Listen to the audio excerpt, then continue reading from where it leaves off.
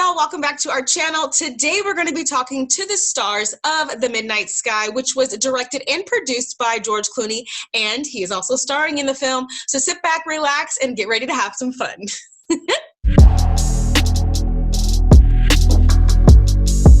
Thank you so much for coming into my living room, Mr. Clooney.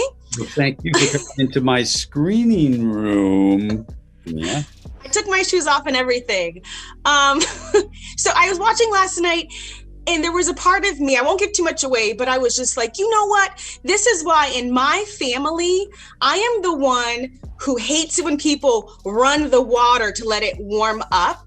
That's one of my pet peeves. So what is your carbon footprint pet peeve? Running the water is a good one because yeah, that's a little frustrating. I don't know. There's a bunch of them. In general, it's just dumping crap. When you see, people throwing stuff on the ground, when you see sludge getting dumped in, I grew up in Cincinnati, you'd see it dumped into the Ohio River. Just throwing, is this the best version? This is the best you could do in terms of taking care of the planet, Yeah, no, that's so true. I get upset when I'm driving down the 101 and people are like littering. How do you balance the engagement of the book fans and the film fans? How do you do that? We talked with Lily about it because the screenplay was written and I read the screenplay. I hadn't read the book. Then I went and read the book and there were some differences. And then as we were shooting, things changed. Felicity called me up. She goes, "I'm pregnant."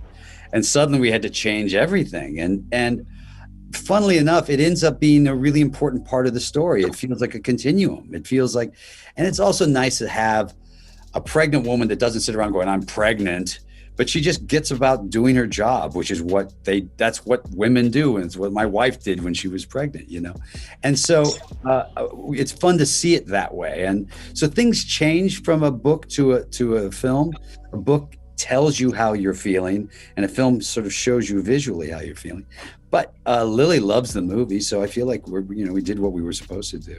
Yes, because I want to see part 2. I need to know what happened over here. I need to know what happened over there. I'm invested.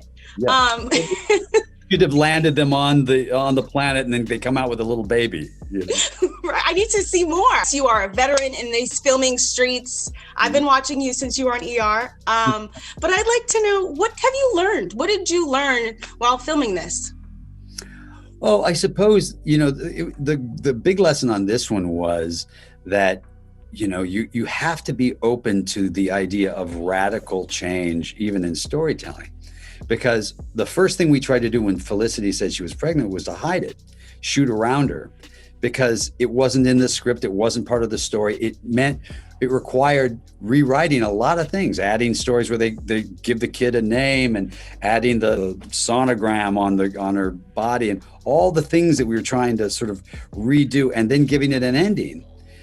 So I suppose the thing you learn is that you gotta kind of go with the flow and you can't fight against nature. Be safe over there. We're almost through this. Almost through it. I'll see you at Gelson's. It's a deal. Yeah. Well, I hope you guys had fun as promised. I'm your girl, Phineas Thomas. Don't forget to hit the subscribe button so you don't miss out on new interviews dropping all the time.